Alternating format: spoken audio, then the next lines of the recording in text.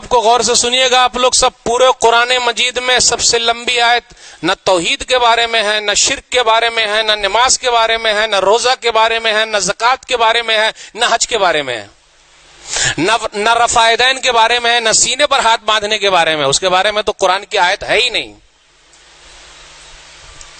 ارے جلدی مان بھی گئے سب. ارے جب پوری انرجی مولوی صاحب اسی پر لگاتے ہیں تو سب سے لمبی آیت ہونی چاہیے نا بھائی. پورے قرآن مجید میں سب سے لمبی آیت کون سی ہے؟ ارے میری اردو بہت ہارڈ ہو گئی مولوی صاحب، نہیں سمجھ میں آ رہی بات. پورے قرآن مجید میں توحید والی آیت لمبی نہیں ہے، شرک والی آیت لمبی نہیں ہے. سب سے لمبی آیت لین دین کے بارے میں ہے اور اس کو لکھنے کے بارے میں ہے. پورے ایک پیج ایک صفحہ کی آیت ہے پورا، کہ جب لین دین کرو تو اس کو لکھ لو. کتنے لوگ لین دین کرتے ہیں تو اس کو لکھ لیتے ہیں. ارے بھائی سے لیں گے تو لکھ لیں گے، ابا سے لیں گے تو لکھ لیں گے، رشتہ دار سے لیں گے تو لکھ لیں گے. کتنے لوگ تو بتاتے ہی نہیں ہیں. تو جب مر جائیں گے تو کیسے جنازے کی نماز ہو سکتی کیا؟ پورے قرآن مجید میں سب سے لمبی آیت ہے لکھنے کے بارے میں. جب لین دین کرو، قرضہ لو یا دو، اس کو لکھ لیا کرو، گواہ بھی رکھو. نہیں کرتے ہم اور آپ اس آیت پر عمل نہیں کرتے تو آگے چل کے جھگڑا ہو جاتا ہے، کیس ہو جاتا ہے، کہیں چل کے مرڈر ہو جاتا ہے، رشتہ داری ختم ہو جاتی ہے، دشمنی بڑھ جاتی ہے، سب ختم. قرآن مجید کی سب سے لمبی آیت ہے لکھ لو. ہم اور آپ لکھتے نہیں. ارے دوستی میں لکھیں گے، بھائی چارے میں لکھیں گے. بھیا سے پیسہ مانگا، چپکے سے لوگ مانگتے. ماموں سے مانگا، بھانجے سے مانگا، پیسہ دینا. ارے بھائی مانگیے تو ساتھ میں کسی کو رکھ کے مانگیے. کیوں؟ اگر آپ اللہ نہ کرے دنیا سے چلے جائیں، پتا تو رہے کہ بھائی ان کے اوپر قرضہ ہے، کوئی ادا کرنے کے لیے کھڑا تو ہو جائے گا. ہم اور آپ عمل نہیں کرتے. میرے بھائی قرضے کا مسئلہ ہو، لین دین کا مسئلہ ہو، اس کو لکھ لیجئے. کیوں؟ جنازے کی نماز ہو سکتی کیا؟ آئیے سن لیتے ہیں حدیث. کیسی حدیث ہے؟ صحیح بخاری کتاب الکفالہ، کتاب نمبر 39، حدیث نمبر 2295. بہت ناراض ہے آج ہم سے. دیکھیے تو حدیث نمبر 2295. سلمہ بن اکوع رضی اللہ تعالیٰ عنہ کہتے ہیں کہ ایک جنازہ لایا گیا. غور سے سنیے گا. نبی صلی اللہ علیہ وسلم نے فرمایا حل علیہ من دین.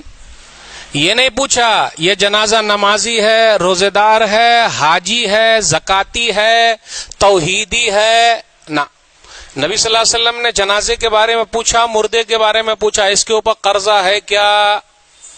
تو بولے قرضہ نہیں ہے. تو نبی صلی اللہ علیہ وسلم نے نماز پڑھ لیا، جنازے کی نماز پڑھا دی. ایک دوسرا جنازہ اور آیا، پوچھا حل علیہ من دین، کیا اس کے اوپر قرضہ ہے؟ تو کچھ لوگوں نے کہا کہ ہاں اس کے اوپر قرضہ ہے. اس حدیث سے یہ پتا چلا جب ہم اور آپ قرضے کا لین دین کریں تو ایک آدمی کو، دو آدمی کو گواہ بنا کے لکھ لیں تاکہ وہ مرنے کے وقت گواہی دے کہ ہاں ان کے اوپر قرضہ ہے. تو کہا لوگوں نے کہ ہاں نبی صلی اللہ علیہ وسلم ان کے اوپر قرضہ ہے. تو نبی صلی اللہ علیہ وسلم نے فرمایا صلو علی صاحبکم، جاؤ تم لوگ اپنے بھائی کے اوپر نماز پڑھ لو، جنازے کی نماز پڑھ لو. میں نماز نہیں پڑھاتا، میں نماز نہیں پڑھاتا، اس کے اوپر قرضہ ہے. آج کل ہم اور آپ قرضہ لے رہے ہیں، کس کے لیے لے رہے ہیں؟ بیٹوا کے لیے لے رہے ہیں، بہترین گھر بنانے کے لیے لے رہے ہیں. آئیے ایک اہم معاملہ سمجھا دوں. آئیے ایک اہم معاملہ سمجھا دوں کتابوں کے ذریعے، واقعات کے ذریعے. ایک آدمی بھاگتا ہوا آیا، بولے 45 لاکھ. غور سے سنیے گا، 45 لاکھ. جنازہ تیار ہے، نماز ہو گئی ہے، دفن کرنا ہے. بولے 45 لاکھ.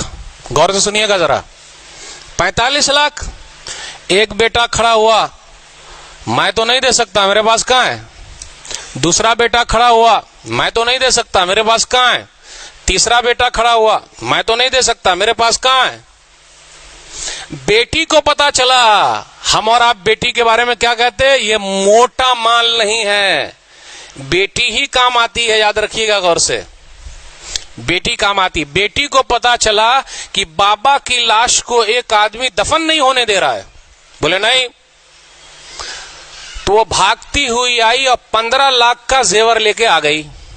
15 لاکھ کا زیور لے کر آئی اور کہا اس آدمی سے کہ یہ 15 لاکھ کا زیور رکھ لیجئے, 15 لاکھ کا زیور رکھ لیجئے, اس کے بعد جتنا پیسہ باقی ہے 45 لاکھ میں پورا دے دوں گی, آپ رکھ لیجئے اور میرے ابا کو دفن ہونے دیجئے.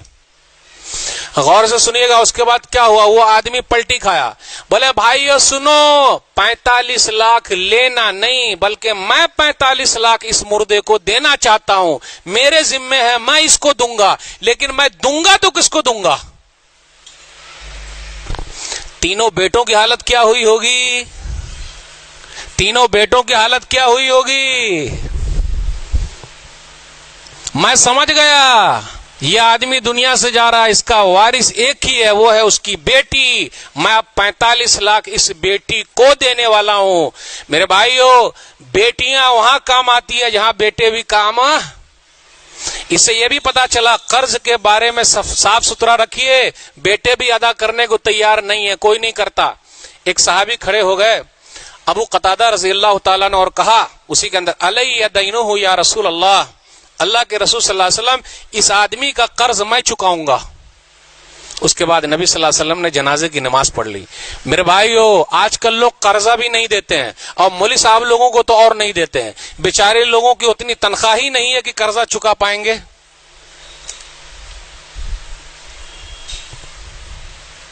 ہلائیے نا ہاتھ ہلائیے, منہ ہلائیے, کہاں سے چکائیں گے. بولیے قرضہ کن کو ملتا ہے؟ جن کے پاس پیسہ ہو. پیسے والے کو لوگ قرضہ دیتے ہیں, جن کے پاس ہی نہیں ان کو کون دیتا.